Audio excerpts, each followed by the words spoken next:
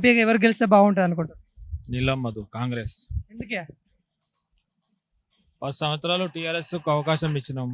కొత్త ప్రభాకర్ రెడ్డి ఉండే ఆయన ఉన్నప్పుడు ఇక్కడ కనీసం ఇక్కడ కనీసం వచ్చి కూడా చూడని పరిస్థితి. ఇక్కడ పడంచ నియోజకవర్గంలో కనీసం ఇక్కడ ప్రజలకు డెవలప్మెంట్ గురించి కానీ దాని గురించి కానీ ఏం చేయలేడు ఆయన. కనీసం ఇక్కడ వచ్చి చూసే పరిస్థితి కూడా లేదు. కాబట్టి 10 సంవత్సరాలు టీఆర్ఎస్కి అవకాశం ఇచ్చినాం. ఈసారి కాంగ్రెస్కి అవకాశం ఇద్దామని చెప్పేసి ఆలోచన చేస్తాం. బీజేపీ నుండి సీనియర్ నేత రఘునందన్ రావు ఉన్నారు, ఆయనకి ఏమైనా పడే ఛాన్సెస్ ఉంటాయి? రఘునందన్ రావు అంటే ఆయన కూడా బీజేపీ నుంచి పోటీ చేస్తున్నాడు.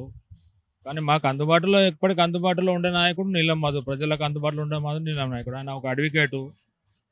ఇక ఆయన అడ్వకేట్ అన్నప్పుడు ఆయన కోట్లకు అక్కడికి తిరుగుతుంటారు కాబట్టి ఆయన ప్రజలకు అందుబాటులో ఉండరని చెప్పేసి అని ఆలోచన.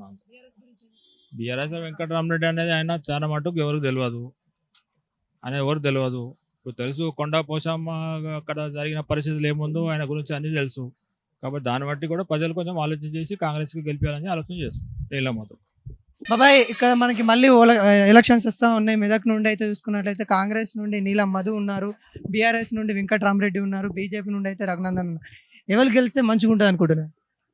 నీలం మధు గెలిస్తే మంచిగా ఉంటుంది. అంటే మాకు అందుబాటులో ఉంటాడు, ఏ పని అడా పని చేస్తాడు. ఉంటారంటవా? బీజేపీ ఏ పని చేయదు ఇక్కడ. గతంలో చూసుకున్నట్లయితే బీఆర్ఎస్ గెలిచింది ఇక్కడ, అప్పుడు ఉన్న టీఆర్ఎస్. ఎట్లా ఉన్నాయి డెవలప్మెంట్ పనులు? ఏ విధంగా? ఏం చేయలేదు. వాళ్ళు మింగేశారు. వాళ్ళు మింగేశారు. వాళ్ళు కోట్లు బిల్డింగ్ కట్టుకురు, మేము రోడ్ల మీద ఉన్నాం అంతే, ఏం లేదు. బీజేపీ నుండి కూడా సీనియర్ నాయకులు రఘునందన్ రావు ఉన్నారు. మరి ఎట్లా అంటే మరి ఆయనకి ఏమైనా ఓట్లు పడే ఛాన్సెస్ ఉంటాయా? ఏమో ఇక్కడ ఒక చారణ కూడా పడాయి. ఎట్లా అంటే నువ్వు ఏమైనా రూపాయి పని చేస్తే కదా, నువ్వేమైనా రూపాయి పని చేస్తే కదా నువ్వు వచ్చేది. ఆయన నైట్లలో ఈడికి ఆడదాగా రోడ్ వేయించిండు. ఎవడైనా వేపిస్తాడా? పుణ్యానికి వేపిస్తాడా? మరి రోడ్ నైట్ రోడ్ వేయించిండు. ఆడ గుంత పెడితే ఆడ ఎంబడెక్కిందని వేపిస్తాడు. సర్పంచ్ని ఎందుకు గెలిపియాలి ఎంపీగా అని అంటూ ఉన్నారు కదా, సర్పంచ్ని ఎంపీగా ఎందుకు గెలిపియాలంటారు? సర్పంచ్ అంటే ఆయన అదృష్టం ఉన్నది, ఆయన పైకి పోయేది ఉన్నది, పోతాడు. అది కామనే. మరి చిన్న పిల్లాడు ఉంటే అయిపోతుందా?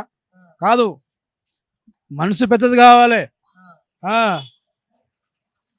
మరి ఇప్పుడు వెంకటరామరెడ్డి బీఆర్ఎస్ నుండి ఉన్నారు, గతంలో కూడా ఇక్కడ బీఆర్ఎస్ గెలిచింది.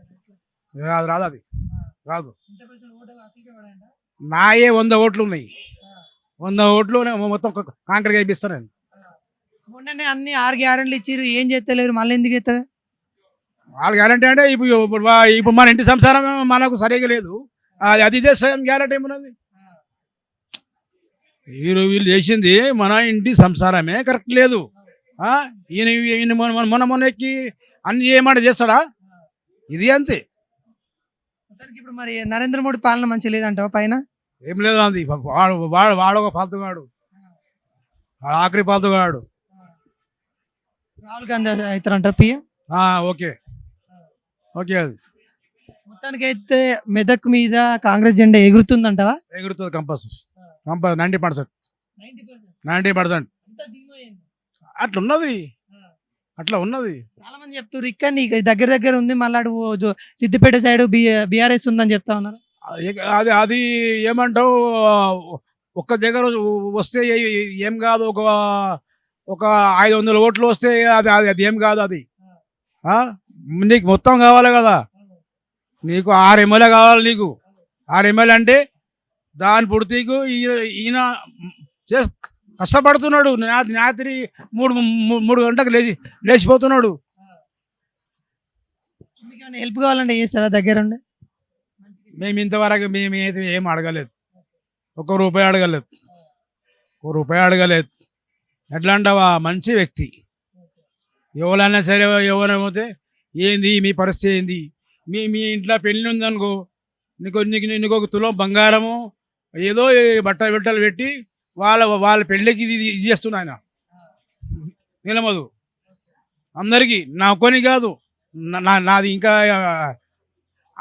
అంత పరిస్థితి లేదు. కానీ కొంతమంది గరీబులకు సాత్ ఇస్తున్నాడు. ఎంపీగా గెలిస్తే చేస్తాడా? ఇంకా మంచిగా చేస్తాడు, ఇంకా మంచిగా చేస్తాడు.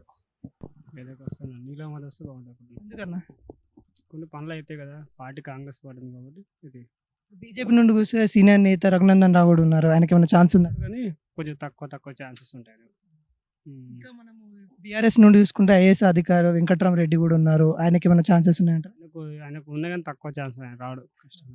నెక్స్ట్ పీఎం ఎవరైతే? మోడీ అంటే బాగుంది కదా, బాగా చేస్తుంది కదా.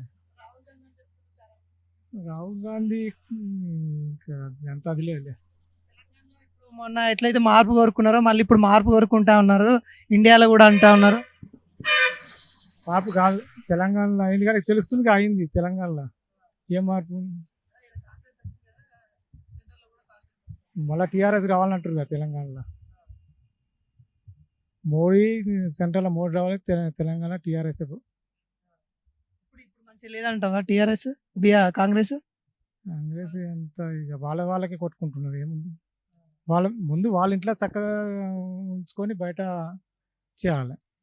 వాళ్ళదే మన పొద్దున్న వేస్తే వాళ్ళదే కొట్లాడ చూడబడుతుంది. ఇంకేం చెప్తుంది? గ్యారంటీ ఏం గ్యారంటీ? Waste guarantee. మోడీ కూడా అంటారు కదా, ఓన్లీ రామ మందిరం కట్టించారు, రామనామం అంటారు, ఒక కులాన్ని తీసుకొని వస్తాను ఓట్లు అడుగుతారు అని. ఈ కులాన అంటే ఎవరి వాళ్ళకు ఉంటుంది, అంతేగాని ఇప్పుడు ఇప్పుడు ముస్లిం నమాజ్ పోతారు, హిందూ తిరుపతి పోతారు, అట్లా ఎవరి వాళ్ళకు ఉంటుంది. ఏం లేదు, అంతే చూడండి బయట అంతా తిరిగి చేస్తున్నాడు, అంతా బయట మెచ్చుకుంటున్నాడు. అయితే తెలంగాణలో ఇప్పుడు ఎక్కువ ఏ పార్టీ గెలుస్తుంది అనుకుంటున్నారు సీట్? ఇప్పుడైతే టీఆర్ఎస్ ఎక్కువ సీట్లు, ఎంపీ సీట్లు టీఆర్ఎస్ ఎక్కువ వస్తాయంట. ఎంపీ టీఆర్ఎస్ వస్తాయి, ఎంపీ టీఆర్ఎస్ వస్తాయి నరేంద్ర మోదీ. ఎందుకంటే టీఆర్ఎస్ లేదు, ఇప్పుడు ఓడిపోయింది కదా మొన్న. అదే టీఆర్ఎస్ అసెంబ్లీ గెలిస్తే ఎంపీ వచ్చేసు అట్లా ఓట్లు పడతాయి అంట. పడతాయి, వస్తాయి. తక్కువ అంటే మనకు ఎమ్మెల్యే ఇప్పుడు ప్రభుత్వం టీఆర్ఎస్ ఉంటే ఎంపీకి ఎక్కువ వచ్చు. ఇప్పుడు ఏం కోరుకుంటున్నారు అంటే తెలంగాణలో టీఆర్ఎస్ తెలంగాణలో ఉండాలి, మోడీ సెంట్రల్ ఉండాలి, అట్లా ఉండదు. చాలా మంది కూడా అంటా ఉన్నారు కదా, అంటే టీఆర్ఎస్ లో కూడా ఎంపీలు ఉంటే పార్లమెంట్ లో మన గలం ఉంటుందని. ఉంటుంది, ఇప్పుడు ఉంటుంది. పబ్లిక్ అయితే ఇంకా బయటికి వెళ్ళలేదు, ఇంకా ఎవరికి అంటానే ఆడగలేదు. ప్రచారంకి ఎవరు వస్తలేరా? ఇంకా మోటార్లు తిరుగుతున్నాయి కానీ ఇక్కడ అయితే ప్రచారానికి ఇక్కడ అయితే ఎవరు రాలేదు. నువ్వెవరు అనుకుంటున్నావు? నీలం మధు ఉన్నారు, రఘునందన్ ఉన్నారు, వెంకట్రామరెడ్డి ఉన్నారు, ఎవరైతే బాగుంటుంది అనుకుంటా?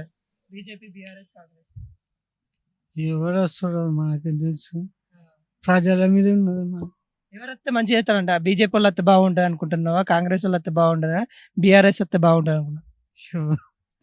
బాగుంటుంది అంటే నేను ఎట్లా చెప్పాలి? అంటే గతంలో అయితే బీఆర్ఎస్ ఉండే కదా, ఇప్పుడైతే స్టేట్ లా కాంగ్రెస్ వచ్చింది, అన్ని చూస్తాను కదా నువ్వు, అదే ఏది మంచిగా ఉండే అనుకుంటున్నావు? ఎవరిని చూస్తే అందే మంచిగా అనుకుంటాం. ఇంది అందే పొడుగు కొడతారు, ఇంది పొడుగు కొడతారు. నీలం మధు తెలుసా? అన్ని కాంగ్రెస్ అభ్యర్థి నీలం మధు. చిటుకులు ఆయన తెలుసు. రఘునందన్ రావు ఆయన కూడా పొటెన్షియల్గానే ఉండే కదా కొంత గెలుస్తారంట వాళ్ళు, ఎవరైనా గెలుస్తారంట వాళ్ళ? ఇద్దట్లో ఎవరైనా గెలుస్తుంది. ఆయన గిట్ట ఏమో నమ్మకం తక్కువ. ఈ నీలం మధును రఘునందన్ వాళ్ళ ఇద్దరు ఎవరైతే మంచిగా మన ఊరు డెవలప్ అవుతుంది అనుకుంటున్నావు? ఇప్పుడు ఇక చెప్పలేము, ఇక మళ్ళా వాళ్ళ మార్పు, వాళ్ళ లెక్క, వాళ్ళ మార్పు ఉంటే మంచిగా చేసుకుంటా అంటే మళ్ళీ ఒకసారి వస్తారు, వాళ్ళ మార్పు లేకపోతే మళ్ళీ రారు. నీలం మధు అనేట ఎట్లాంటి ఆయన? నీలం మధు చిట్కు తినగా మంచి మొన్న ఎమ్మెల్యేకి నిలబడ్డాడు కదా, ఓడిపోయాడు. మళ్ళీ దీనికి సీట్ ఇచ్చారు. చెప్పలేము, ఇక అదే ప్రభుత్వం ప్రజలది ఆలోచన ఎట్లా ఏమేమి. అదే మొన్న ఓడగొట్టారు ఉమ్. కదా, ఇప్పుడు మళ్ళీ గెలిపిస్తే మంచిగా ఉండని ఆలోచన ఉన్నదా, ఉమ్. లేకపోతే వేరే వాళ్ళని గెలిపిస్తే బాగుండదు అనుకుంటున్నారా? వేరే వాళ్ళు అంటే ఇక వాళ్ళ పబ్లిక్ చేతులు ఉన్నది, మన చేతులు ఏముంటుంది. ఓట్లేసేది మనమే కదా. మరి మనం నేను ఒకటి దిక్కేసి నువ్వు ఓ దిక్కేసి అట్లా అంటే ఇక ఎవరి ఎవరికి అదే నీకు నమ్మకం ఎవరని అంటారు. ఎవరు అంటే ఇద్దరు అందరు నమ్మకం.